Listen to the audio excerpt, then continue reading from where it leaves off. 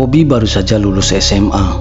Di saat teman-temannya sibuk mencari kerja atau melanjutkan kuliah, ia memilih jalan berbeda. Bobby memilih menjadi pengusaha ternak ayam kampung. Dengan tabungannya yang ia kumpulkan dan sedikit bantuan dari orang tuanya, ia memandung kandang sederhana di halaman belakang rumah. Awalnya, semua berjalan baik. Bobby merawat ayam-ayamnya dengan penuh semangat, memberi mereka pakan yang terbaik dan memastikan kandangnya bersih. Namun, kegembiraannya tidak bertahan lama. Beberapa minggu berlalu. Satu persatu, ayamnya mulai mati. Awalnya hanya 1 atau 2 ekor. Tapi, lama-kelamaan jumlahnya bertambah banyak. Tubuh ayam-ayam itu terlihat kurus. Beberapa ditemukan dengan luka aneh di leher, seolah ada sesuatu yang menggigit atau mencabik mereka. Bobby mencoba berbagai cara untuk menyelamatkan ternaknya. Ia memanggil dokter hewan, menggantikan pakan, dan bahkan menyemprotkan desinfektan di kandang. Namun, semua usaha itu sia-sia. Setiap pagi, ia selalu menemukan bangkai ayam dengan kondisi yang mengerikan. Kegagalan ini membuatnya frustasi. Modalnya hampir habis, dan jika terus begini, ia harus menutup usahanya. Suatu malam, saat duduk termenung di depan kandang, seorang pria tua datang menghampirinya. "Kenapa murung, Nak?" tanya pria itu dengan suara serak.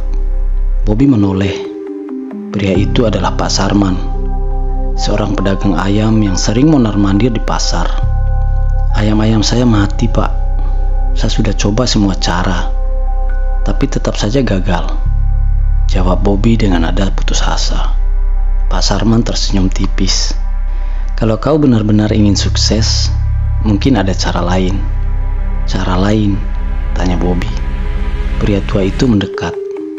Suaranya semakin pelan, seolah tidak ingin didengar orang lain.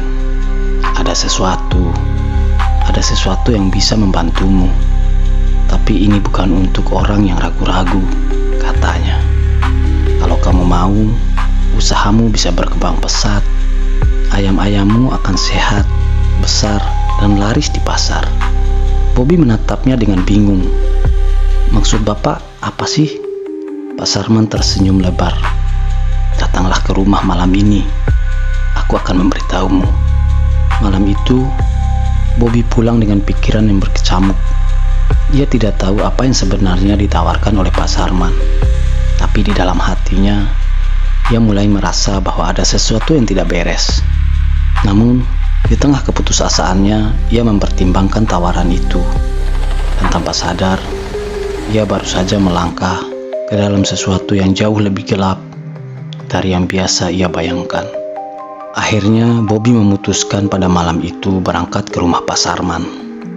Perasaan gelisah menyelimutinya, tetapi keinginannya untuk sukses lebih besar dari keraguannya. Rumah Pak Sarman terletak di pinggiran desa, jauh dari rumah-rumah orang lain. Ketika Bobby tiba, suasana terasa aneh, terlalu sunyi, dan udara malam terasa lebih dingin dari biasanya. Pak Sarman menyambut dengan senyuman ramah. "Masuklah, Nak, aku sudah menunggumu." Di dalam rumah, aroma dupa yang menyengat, cahaya redup dari lampu minyak membuat bayangan bergerak di dinding, menciptakan suasana yang semakin mencekam. Di sudut ruangan, Bobby melihat sebuah meja kecil yang dipenuhi sesajen. Ada beras, kemenyan, dan mangkuk berisi darah ayam yang sudah mengering. "Duduklah," kata Pak Sarman, sambil menuangkan teh ke dalam cangkir kecil. Bobby menelan ludah, tetapi tetap menurut, "Apa yang harus saya lakukan?" Pak Sarman menatapnya dengan serius. "Jika kau ingin usaha ternakmu berhasil, kau harus melakukan sesuatu yang sedikit berbeda. Ini bukan sekedar memberi pakan dan membersihkan kandang. Kau butuh bantuan dari yang lain." Bobby merasa tengkuknya meremang. "Maksud Bapak apa?" Pak Sarman tersenyum tipis. Lalu ia mengambil sebuah botol kecil berisi cairan hitam pekat dan menyerahkannya kepada Bobby. "Campurkan ini ke dalam air minum ayammu. Dan satu lagi, setiap malam Jumat, kau harus meletakkan sesajen di dekat kandang. Jangan pernah lupa, dan jangan pernah bertanya lebih dari yang perlu engkau tahu. Bobby menggenggam botol itu dengan tangan gemetar. Ini aman kan? Pak Sarman terkekeh pelan. Selama kau mengikuti aturan, semuanya akan baik-baik saja, kata Pak Sarman. Dengan hati penuh keraguan, Bobby pulang dan melakukan apa yang diperintahkan Pak Sarman. Ia mencampurkan cairan hitam itu ke dalam air minum ayam-ayamnya. Malam itu, ia juga menaruh sesajen dekat kandang yang berisi nasi putih, kembang 7 rupa, dan secangkir kopi pahit. Keesokan harinya, hal yang tidak pernah ia terjadi. Ayam-ayamnya yang tadinya lemas dan sakit tiba-tiba tampak sehat. Mereka bergerak lebih lincah, bulu mereka mengkilap, dan nafsu makan mereka meningkat drastis. Dan lebih mengejutkan lagi, tidak ada ayam yang mati seketika. Hari demi hari pun terus berlalu, dan keajaiban terus berlanjut. Ayam-ayam Bobby tumbuh lebih cepat dari biasanya. Bahkan, ukurannya jauh lebih besar dibanding ayam-ayam di peternakan lain. Tak butuh waktu lama, usaha Bobby mulai berkembang pesat. Banyak orang berdatangan untuk membeli ayamnya. Mereka memuji kualitasnya. Daging ayam yang lebih tebal, lebih gurih, dan lebih tahan lama. Bobby mulai merasa bangga. Ia berpikir bahwa keputusannya untuk mengikuti saran Pak Sarman adalah langkah yang tepat. Namun, ia tidak menyadari bahwa setiap keberuntungan memiliki harga yang harus dibayar. Dan malam itu, ia mendapat tanda pertama bahwa ada sesuatu yang tidak beres. Saat tengah malam, ia terbangun karena suara aneh dari kandang ayam, suara berbisik, dan suara sesuatu yang mengunyah. Dengan jantung berdebar, ia keluar rumah dan mengintip dari kejauhan. Apa yang ia lihat membuat darahnya membeku. Di antara ayam-ayamnya yang sedang tidur, ia melihat sesosok makhluk hitam bertubuh kurus kering dengan mata merah menyala. Makhluk itu sedang melahap sesuatu dengan rakus, dan tangannya ada bangkai seekor ayam yang masih berdarah. Bobby tersentak mundur, menahan napas. Ia ingin berteriak, tetapi suara itu seakan bertahan di tenggorokannya. Makhluk itu tiba-tiba berhenti mengunyah, lalu menoreh ke arahnya. Dan saat mata merah itu menatap langsung ke mata Bobby, Bobby baru sadar bahwa ia telah membuat kesalahan besar. Sejak malam itu, Bobby tidak bisa tidur nyenyak. Setiap kali ia memejamkan mata, bayangan makhluk mengerikan dengan mata merah menyala itu selalu muncul. Suara kunyahan daging dan bisikan-bisikan aneh menggema di telinganya, membuatnya terbangun dengan keringat dingin setiap malam. Namun, meskipun hatinya dipenuhi ketakutan, Bobby tetap menjalankan usahanya seperti biasa. Ia tidak berani menceritakan apa yang ia lihat kepada siapapun, bahkan kepada kedua orang tuanya. Apalagi bisnisnya sedang naik pesat, uang terus mengalir, dan orang-orang semakin banyak membeli ayam-ayamnya. Tapi ada sesuatu yang aneh. Setiap kali seseorang membeli ayam dari peternakannya, mereka selalu kembali dengan ekspresi yang berbeda. Ada yang mengatakan bahwa daging ayamnya terlalu gurih, bahkan terasa seperti daging lain. Ada pula yang mengeluh bahwa setelah memakannya, mereka mengalami mimpi buruk. Mimpi tentang sosok hitam bertubuh kurus mengawasi mereka dari kegelapan. Suatu malam, seorang pelanggan tetap Bobby, Pak Suryo, datang dengan wajah pucat. "Ada apa, Pak?" tanya Bobby. Pak Suryo menatapnya dengan mata yang dipenuhi ketakutan. "Bobby, ayam yang aku beli darimu kemarin ada yang aneh." Bobby menelan ludah. "Aneh bagaimana, Pak?" "Saat istriku memasaknya, kami menemukan sesuatu di dalam dagingnya. Sesuatu yang harusnya tidak ada di sana." "Apa itu, Pak?" Dengan tangan gemetar, Pak Suryo mengeluarkan sesuatu dari kantong plastik dan meletakkannya di atas meja. Ketika melihat itu, Bobby terbelalak. Di dalam plastik itu ada gumpalan rambut hitam panjang yang lekat oleh darah. Bobby merasa mual, perutnya seakan terbalik. Ini tidak masuk akal. Bagaimana mungkin ada rambut manusia di dalam daging ayam? Pak Suryo melanjutkan dengan suara bergetar. "Dan semalam, aku bermimpi buruk. Aku melihat sosok hitam tinggi di dapurku. Ia berdiri di depan panci yang sedang mendidih. Makhluk itu sambil tertawa. Bobby tidak bisa berkata apa-apa.